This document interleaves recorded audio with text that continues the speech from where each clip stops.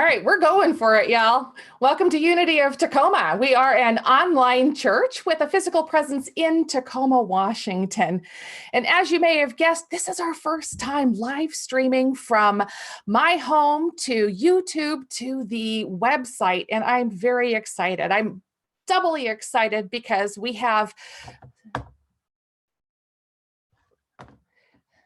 going to turn something off here. Okay. It's a day of firsts. It's a world of firsts. Everything's changing so quickly. But what I'm glad is that you're here with us today. We're going to start today with Unity Update. And the Unity Update is we have upped our game in the technology department. Our website is now going to be live streaming all of our talks right on the first page. We have a newly redesigned website, and we simply invite you to join us at www.unity253.com to see everything that we're offering. All right, today I am joined by two good friends. I want to welcome Beaty and Stephan Plummer. Don is going to be our guest speaker today. He found new thought in 1989. Don, I was barely out of high school back then. He's been a practitioner at CSL Seattle for 8 years and is almost complete with his ministerial school studies. He'll be licensed early next year. His passion is bringing spirituality into the real world. And no wonder you and I get along so well, Don. I love that as well. I love where spirituality, just the rubber meets the road. So he's been involved with and led CSL's Spirit at Work ministry for the past 10 years. And so glad to have you here, Don. Thank you. Glad to be here. And of course, Stephan Plummer. Anyone who's been around Unity of Tacoma for very long knows Stephan Plummer already and knows the story of how I wooed my husband with the music of Stephan Plummer and Turkish food. She's been instrumental in my personal life and in my spiritual growth. Thank you for being here, Stephan. Very honored to be here. Thank you. All right. Let's do an invocation, shall we? I just invite everyone to come fully center, close your eyes, breathe in, breathe out.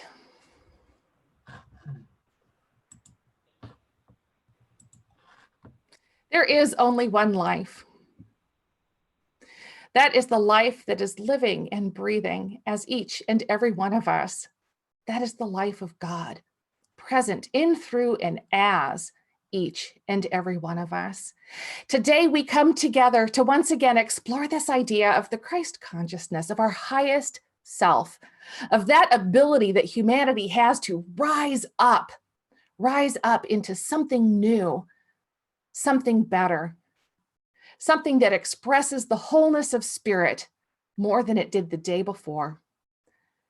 And so knowing that this time together is absolutely good, knowing that we are present as spirit today, I call this time together good, and so very good. And so it is.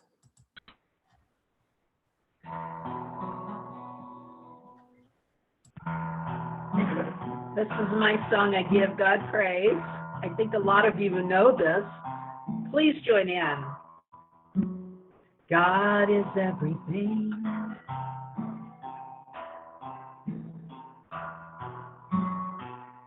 God is all in all.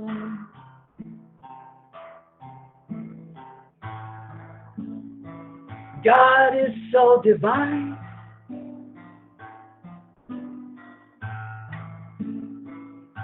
Everlasting light. The sun that shines, the stars at night, and so much more. So much more.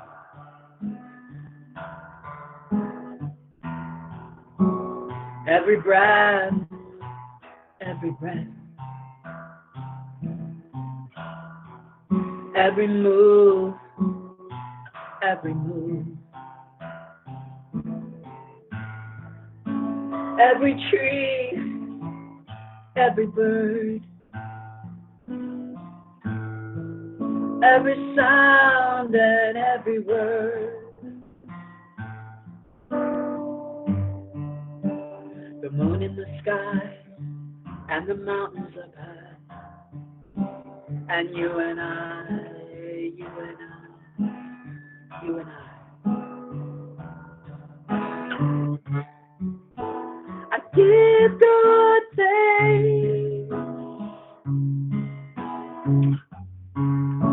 for all my days.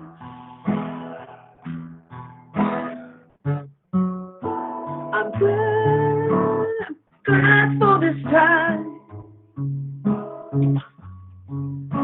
I give God praise. Everybody just join in. I give God praise.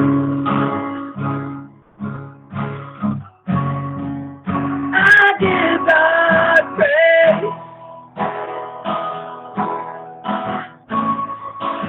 I give God praise. Yes, I do. I give God praise every day of my life. I give God praise. I give God praise. One more time with your heart. Give God praise. Yes, I do. I give God praise. I give God praise. Thank you, God. I give God praise.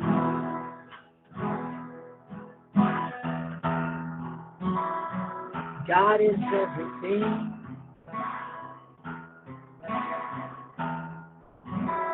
God is all in all.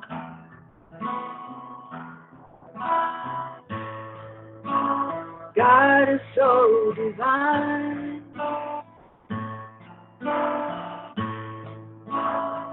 Everlasting light.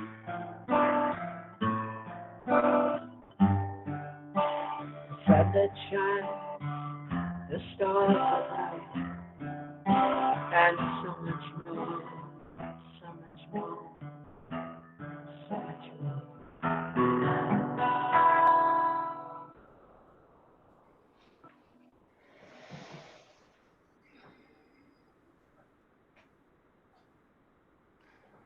Thank you, Stephan, for that music. Getting us into the place of our relationship with God. And like Stephan, I am just really honored and grateful to be with you this morning. I was grateful to Raylene for when she asked me way back in December to consider speaking with Unity of Tacoma, and I was excited.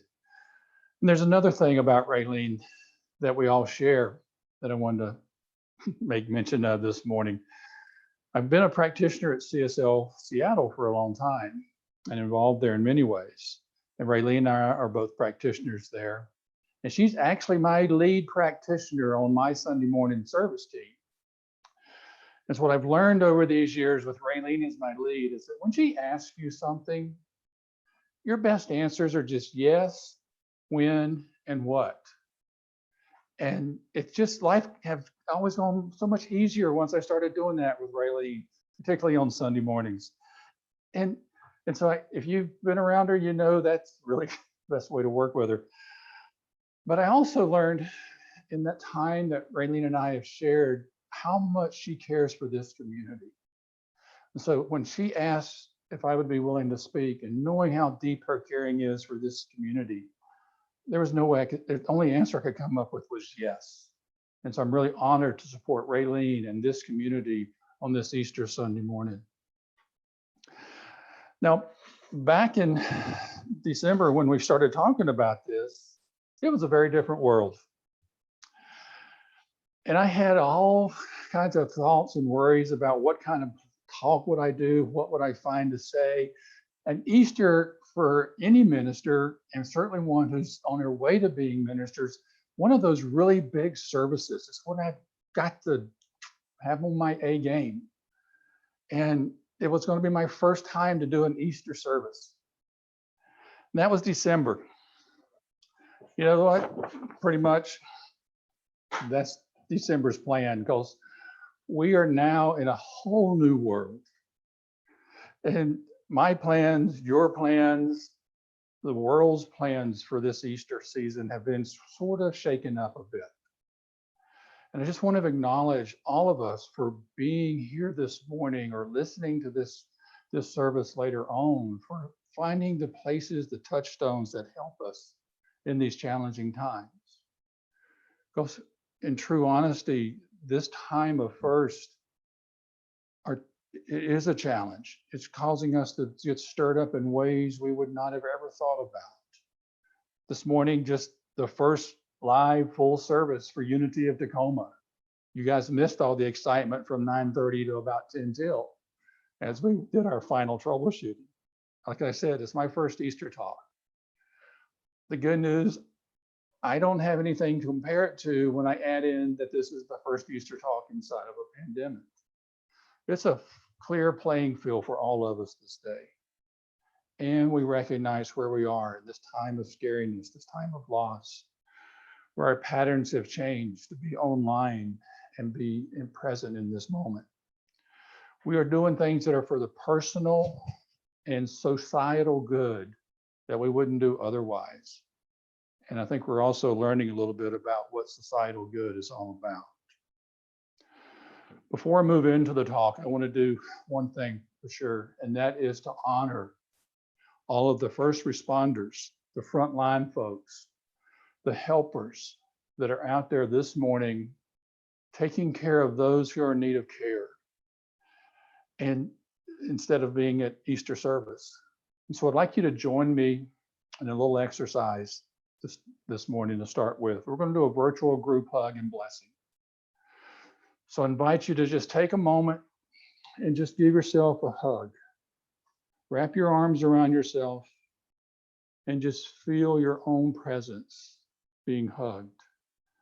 And know that God is hugging us as well. And expand that out to recognize that all of us in this community are hugging ourselves right now. And we're creating an epicenter of hugging, of that energy, that loving and compassionate energy. And from this place, I extend my hand out and invite you to extend yours to send out a blessing to each and every one of those frontline people, those first responders, the helpers in the grocery stores, the pharmacies, everywhere, that are putting themselves out front for all of us to care for those who need care, so that we may have this semblance of normality in our lives this morning. So just send that hug energy out, specifically to those you know, and certainly to all around the world, knowing that we are blessing those who are doing their part this morning. And just breathe that in. Let that energy move out into the world. And also to ground us here this morning, as it reminds us that while we may be apart physically, we are very much together, spiritually and consciously. Thank you. Easter, Passover. These are classic stories, classic histories. It's a time, these are stories that for millennia we have used as people and as individuals to find hope and inspiration and courage in any kind of challenging time. These are reminders of what has happened in the past and what we can become in the future. So instead of trying to get real fancy or anything for my first Easter talk, I just decided to go classic and just talk about these stories in a way that I find makes them meaningful to me today. Beginning with Passover. Passover was like a resurrection of a whole people coming together. There was a time they were ending a time of slavery, and they were beginning a journey of freedom and going to a promised land. This was a big deal for the tribe. And that was a challenging time. It was a big change time. And the story of Passover and what followed are all there to remind us of what a people can do when they come together. It did take them 40 years to figure it out, but I don't think it'll take us that long, or at least my prayer is that we can do it a little quicker than 40 years. Easter is a resurrection of a way of life. What Jesus went through and showed us and taught us is how we can be resurrected and can rise up into a new understanding of our individual connection with God and our connection to all of God's creation. We can find in that story that whatever Jesus went through, he was always coming back to God and finding his connection there. Both of these stories share some very important things. They're about significant change, the change of a people, the change of a person, the laying down of old and stepping into the new, which means there was significant loss to move into that rebirth and resurrection. And both of these stories were really just the beginning of a journey for a person, for a people, for a group. And so in honoring those stories, I think about how do these stories guide me today? How do they guide us today? What are some of the things that come to me about Easter and Passover? First off, is they show me that the challenges that we're facing are not forever. Both in Easter and in Passover, the people rose up, made the changes, adapted, climbed the mountains, as you will, sometimes literally, and moved in and beyond, into their future and beyond where they were.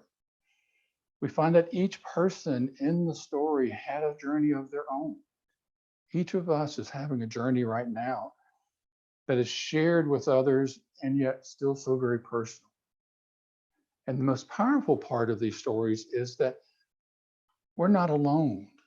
Each of these stories has that deep connection of spirit within it, connecting to the folks on the journey. We're not alone, and we have God within the wilderness leading the Hebrew people to their promised land, helping us find the way.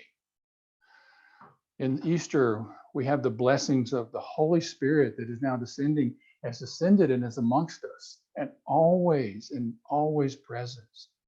That was Jesus's promise to us, that he is always, in spirit, is always present for us and through us and as us. So knowing this, it gives me a place where I can take on whatever happens and still be human. Now, I mentioned that these are first times. There's Brene Brown. If you have a chance, you might want to go looking for her talks and materials on what she calls, she uses a different word, but freaking first times. That's what we're in this right now. We are in a freaking first time relative to a pandemic. But what I also know, this is not our first time to be in challenge. We have all been in challenge. We've come through challenges. And what we draw on during our times of challenges helps us or hinders us in the way we go through the challenges. If I draw on my experience with an understanding of Passover and Easter, I can find inspiration. I can find a part of me somewhere inside that I can rely on for this time of challenge. I can find some courage that's within me that I sometimes forget I have when I'm in the midst of it. I'm up to my ankles in it when all I really wanted, and I went in head first trying to drain the swamp. It's a Southern story that I didn't do really well, but I know you'll appreciate that. And I can find hope. We can find hope through the journey of Easter and through Passover. For me, the story I have to share about the challenges of a difficult time, it actually goes back to 1991. I was in Dallas, Texas. I was attending the Science of Mind Church in Dallas, Texas, which is not the one that's there now, but it was a really wonderful, powerful place to be. I just found Science of Mind. And in that time I was there in 1991 and my work, I made a decision to take what I thought to be a right action and took a stand for what I thought was the right action. And the next morning, I found out it wasn't going to work. I was getting the wrong result, if you will. I was now experiencing through that stand what I thought that it was mine to do, a major loss in my life, professionally, at home, personally. I was scared. This was a big event, a big change, something I had never experienced before to this magnitude. And I had a family this time. All of this was coming down on me. I could just feel the weight of the impact of this decision and wondering if I would ever be able to get out of it. And it was in this that I found myself thinking, well, I going to all of my old tools, all of my old ways of being and saying, this will work. I can do this. I can do that. If I just call this person. And it didn't work. Nothing was working.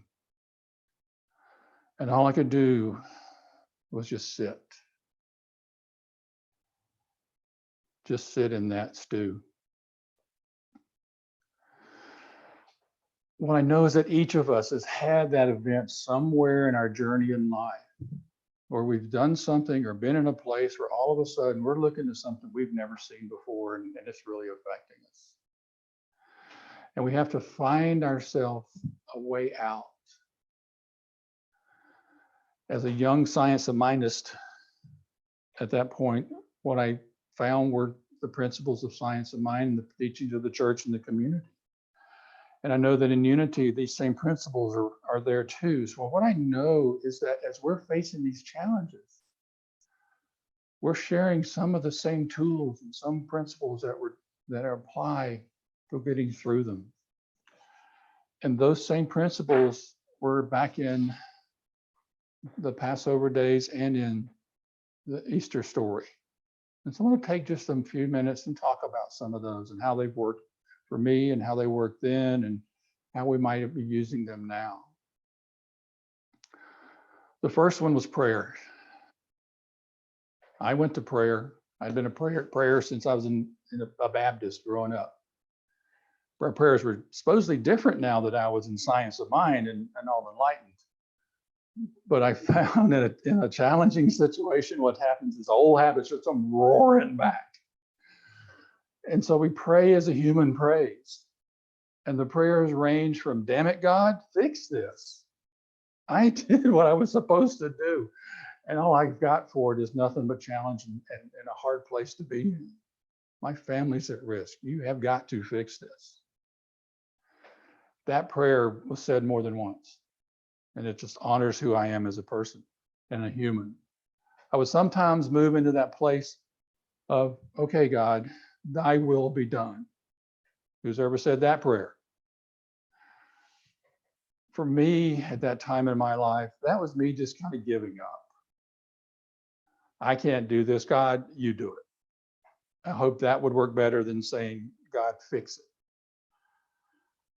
And then the other prayer that I would eventually come to through a combination of the other spiritual practices was, okay, God, I will to will thy will. That's the big one, the hard one. And what I found when I look back again at Jesus's journey to the cross, his prayers went similar to that. If you look at this prayer on the Mount of Olives, the first one that's recorded is, okay, God, I know I'm supposed to do this, but I'm really willing, raising my hand to volunteer to let somebody else take this on from here. That's a paraphrase, by the way. You can look it up in Luke, Matthew, Mark, all of them. But it was basically the human part of Jesus coming to the realization of what it had signed up for.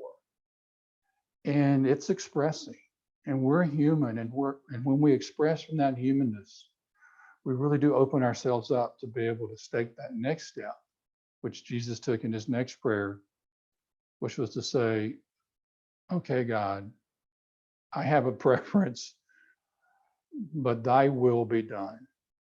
In this case, it was a surrender by Jesus fully into his faith and his trust and his acceptance of God's will in his life, moving him forward to what was going to be a really big challenge and a change of the world. So prayer is something I know all of us are doing. And I honor whatever prayer you say, where it's perfect at the moment. And I have, and I know you have, and invite and call forth the faith to know that the God that hears my prayer is a God that understands what I'm going through. So it can translate my anger or my frustration into the truth. The other thing that I did, or that Jesus did and we can do, is giving. I had Stephan sing "Give God Praise" to open us up with on purpose. Because when you're in the midst of it, when I'm in the midst of it, giving anybody any praise is not my go-to response yet. Maybe someday, but not today. And yet, giving praise is one of the best things that we can do. Now, the thing I'm doing when I'm not giving praise is I'm usually giving somebody heck, even God, because I know that God's big enough to handle what little bit of heck I can give God. But it makes me feel better to at least get it out of me and let myself express that frustration and that part of my human experience, to be able to tell God that I don't like this, and to be able to say to God, and I praise you for all that you're bringing in and all that is in my life right here, right now. Whenever we have a chance to give a little bit of love, a little bit of compassion, and a little bit of support to someone around us, we are making a difference. And that's the kind of giving that I find makes me feel like I can get back in touch with who I am in truth and to my God self.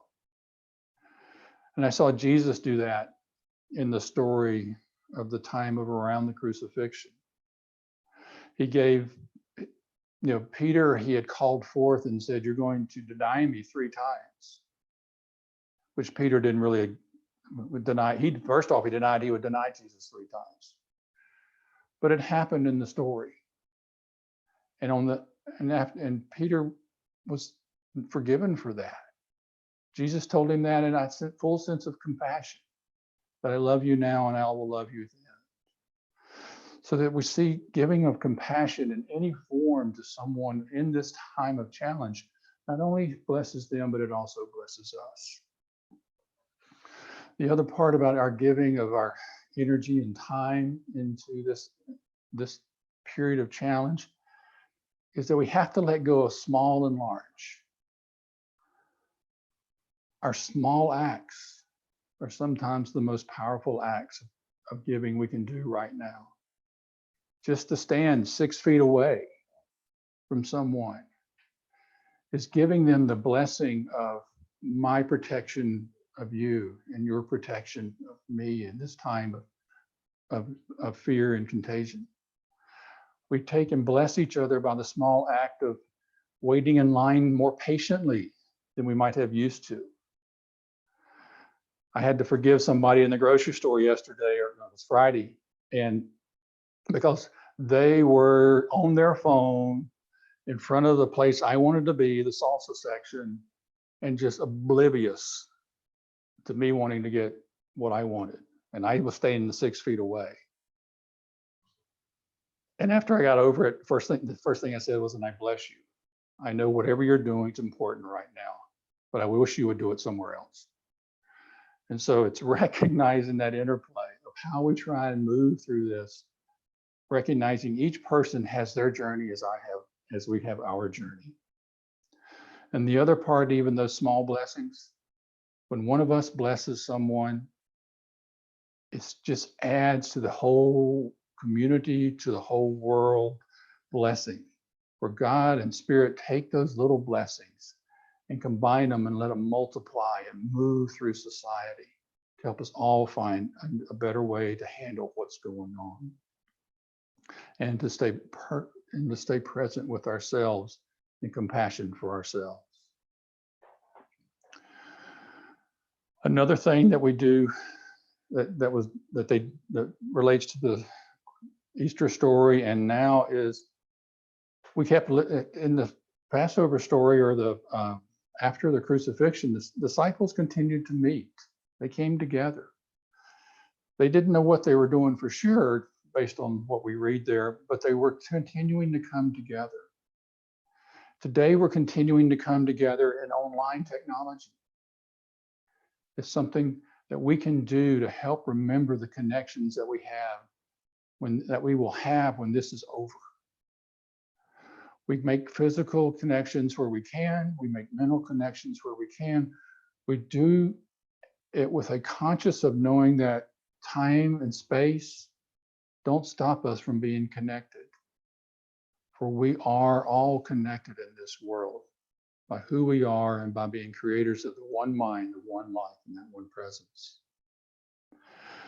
So I urge you to find the connections that work for you, whether it's email, phone call, online, old-fashioned mail. Send out something. Let somebody know you care. Give them that opportunity to know that they are not alone in this journey as well. The other thing that I find helps me the most, and I think was true back then as well, is that we tell our truth. It's a hard one. When I go back to my time in Dallas, telling the truth out loud was hard for me. I had the old standard of the husband, the father, the man who stoic and quiet and would handle whatever came up. And I went through that journey that way, which made it really, really hard on me, and now I know on my family.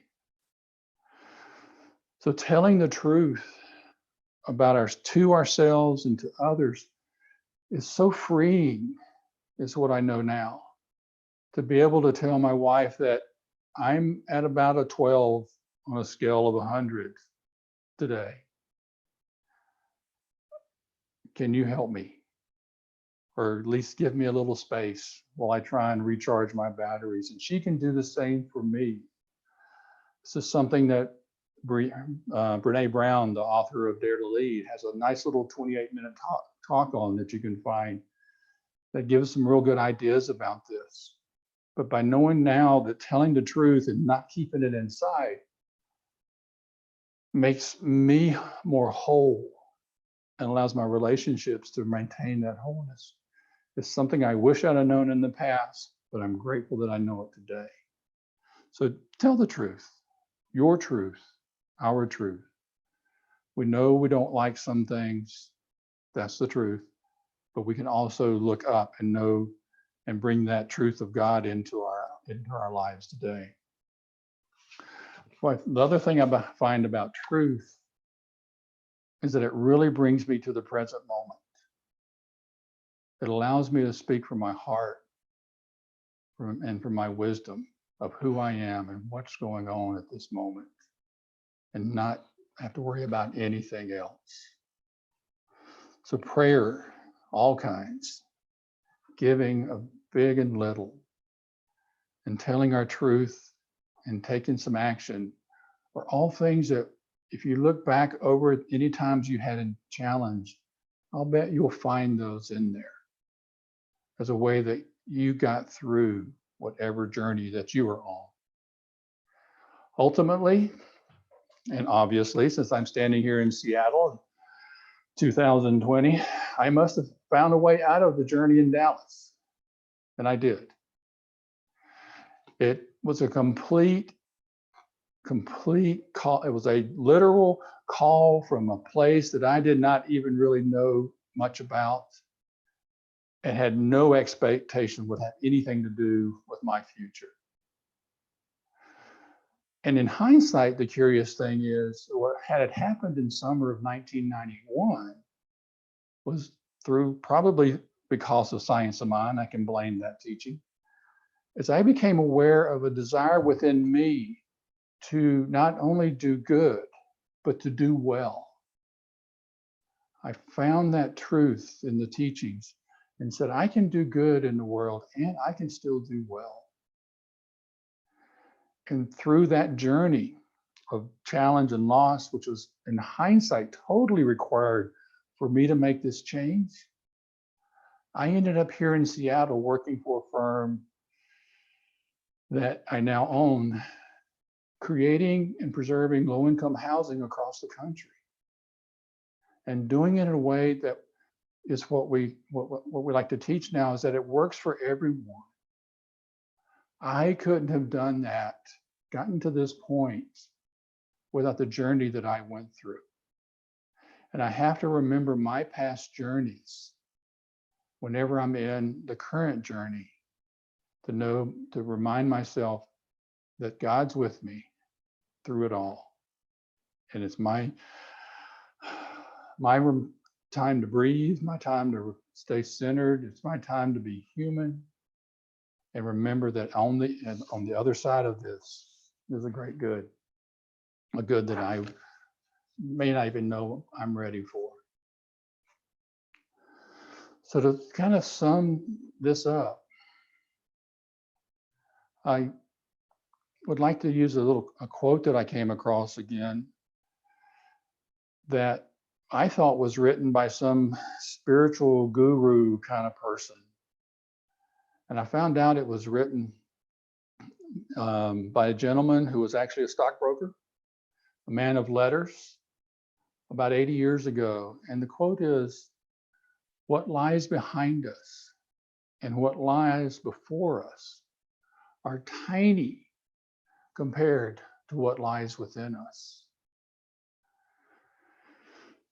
And hopefully Raylene may be able to get that up, but you can find it on the internet. It's a good quote to remember in this time, because even with the challenges, I know that I am, that you are, that this community, that this society is going to make it through in some form. And it will be good. And it's going to suck. And it's going to be good. And then the goods will eventually outweigh the sucks. And we'll get there. And we'll get there together. We'll all rise up individually into our new lives and our new ways of being through this journey. And each day, I invite you to honor right where you are in this journey, recognizing the truth, your truth, the truth of others, staying present and being compassionate for yourself and for the other. For that's what our spiritual practice does. It lets us build our faith. It lets us bring back hope. It helps us find our courage. And just like in the time of the Passover and the resurrection, it allows us to keep our focus on our truth and our good and make that journey into what is new and to be revealed. Stephan, I think it's time for you to share a song with us that I think is appropriate. So I wrote this song many years ago, and it's a couple of stories from the Bible, and it's about no matter what we're going through, God will find a way. It's called God Will Make a Way. And I'm just so thankful to be here.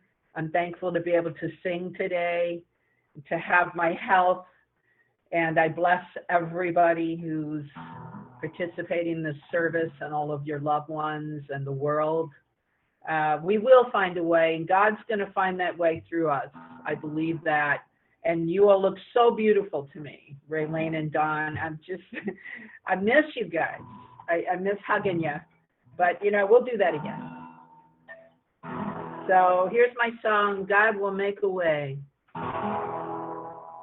Divided the day, created the night, wondrous ways. The moon gives its light. When I couldn't find a way out of fear, I reached deep inside and I found you here. God will make a way. God will make a way. God will make a way. God will make a way when there's no way.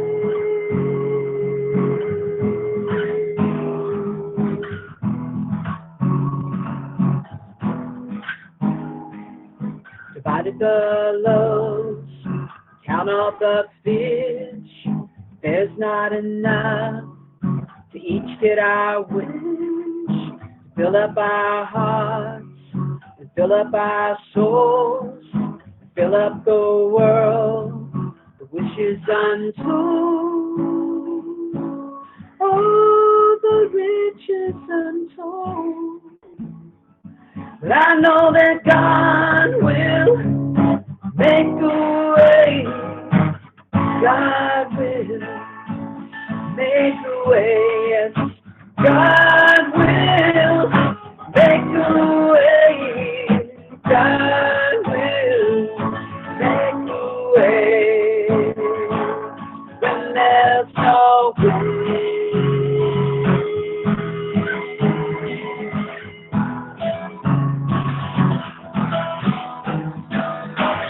Miracles every day, intelligence on the way, total bliss we can find it, peace of mind all the time. God is day, God is night, peace is good, peace is kind, and we'll find a way every time, yes, find a way every time, yes, find a way every time, yes, find a way every time, every time, every time, every time, every time, every time. Oh, God will make a way. Every time, every time, every time, every time, every time. Only God will make a way. Yeah, God will. I know that God will. Oh, no matter what it is, God's gonna make a way. And God will make a way. Yes, God will make a way. Yes, God will make a way. God will make a way. When there's no way.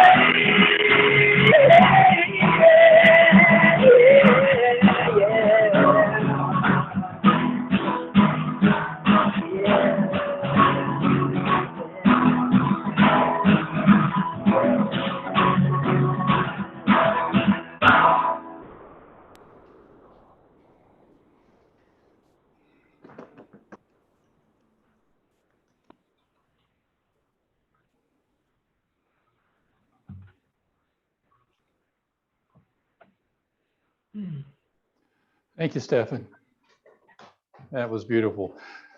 And it just rings so true in this time.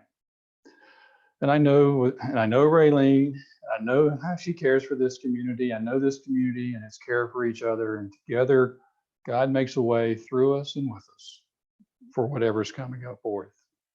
And so I think, Raylene, I'm looking at the time, it's back to you to wrap up. Or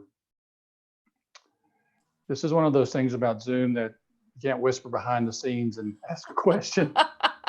Actually, Don, would you just give us a brief meditation to just anchor Sure. into the message that you gave, and then we'll have one more song by Stephan, and then I'll close this out at that point. I'm so grateful to all of you. Okay, great.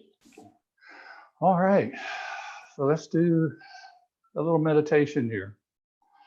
And so to do that, I ask you to just take a moment right where you are and to ground into this moment with your breath, to draw in deeply and release out consciously. For in following that breath in and out, we bring ourselves into this present moment, right here in the right now, where all is possible. And what I invite you to do in this stillness, in this moment, is to allow yourself to just travel in your mind to an experience or a time where you were on the other side of a challenge, to a time in your life where you were standing on the other side and feeling the joy and the excitement of having come through that challenge. And we'll just take a moment to allow you to breathe that energy in, to pause in there and breathe the light, the energy, the joy of having come through that challenge.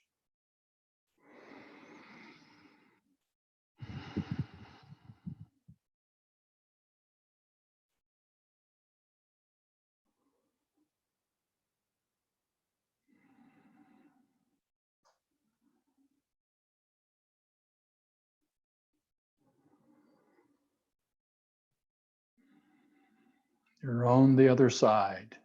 You and God made it. And now you're moving into your next journey. Whatever comes, knowing that you are in the place of God, supported by God, and carrying all of that energy and knowingness with you as you move forward. And so as we come back into this present moment, for one more song from Stephan, I invite you to bring that energy, that post-challenge energy with you, and allow it to infuse you this day, to energize your choices, your life, your prayers, your giving, whatever is up, and do it from that place for as long as you can. And so it is. Stephan.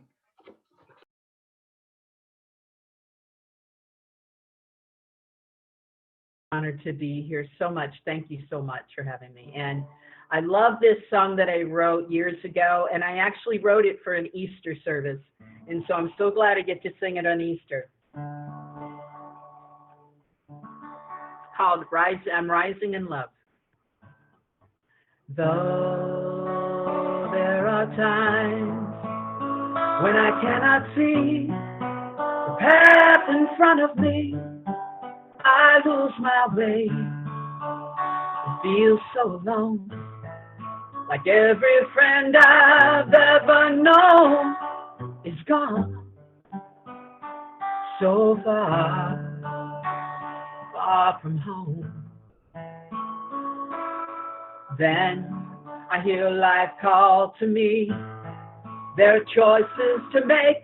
So how will it be? Are you gonna play safe, risk nothing at all? Or will you rise up with the colors of dawn, illuminating every step that you take? And I'm rising in love. I'm rising in love. This is my choice. This is my life. And I'm rising in love. You won't stop it. And the seasons won't change it. Can't kill it. I now claim it. Love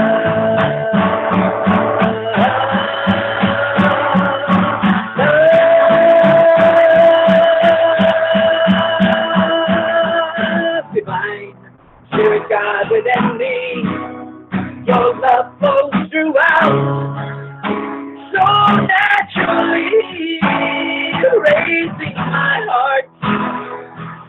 voice, speaking of love and calming the noise, and generating every breath that I take. I'm rising in love. I'm rising in love. This is my choice. This is my life. And I'm rising in love. And love is lifting us higher. Oh, oh. It's lifting us higher. Love is lifting us higher. Love is lifting us higher.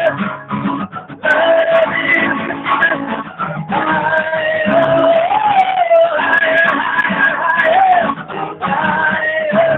Yeah. Higher, higher, higher. Higher. Oh, higher, higher, higher. Higher. Oh, lifting us higher. I know that love is lifting us higher. Yes, it is. Love is lifting us higher. Yeah. Fantastic. Oh, thank you so much, Stephan. Thank you, Dawn.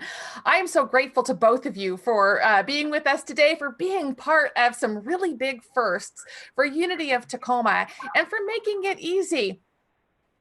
Thank you again, Dawn and Stephan. We only have a couple of announcements. The first one is that in honor of Easter, we want to free everyone up to create a meaningful experience at home today with those around you and in person. So we're not going to be doing Sunday Rumble this week. We will resume next week, and I very much look forward to all of the amazing conversations that we have during that time. I also just want to remind everybody that although we're not meeting in person, we still have expenses for putting on church for you via Zoom. You know, we are so grateful for quality speakers like Dawn and excellent musicians like Stephan. And, you know, the way that we thank them is by compensating them for their time. So we just simply invite you to be a part of the great giving and receiving that is the flow of life.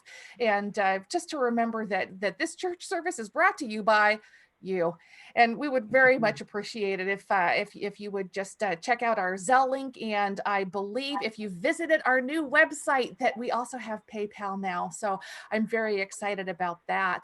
Why don't you join me for a benediction? Let's pray out of this virtual space and back into our day. Thank you for joining us for Easter today. So we simply breathe in and breathe out and come to this place of gratitude. I give thanks. I give thanks for the message that resonated so deeply from Dawn today, and for the uplifting music from Stephan Plummer. I am so grateful for these two beautiful souls for coming together, for being willing to be a part of something new and exciting. Easter is about what's new. And these two brave souls stepped into it with everything they had. And I am so grateful that they were my companions on that journey today. And I am grateful for each and every person who is watching this message today, knowing that you are abundantly blessed by the words of wisdom spoken, by the bright music and lyrics that were shared with us today. I know that today's gathering has been for the greater good of all, that we all step anew into something better than we were yesterday, rising up into our best selves. I know this to be true, for that is how God operates. We need do nothing but allow it to unfold with grace and with beauty. And so it is. So it is. So it is. Thanks for joining us, everybody. Have a blessed Easter. Bye. Goodbye, Bye. Dawn. Thank you. Blessings for Stephan. all.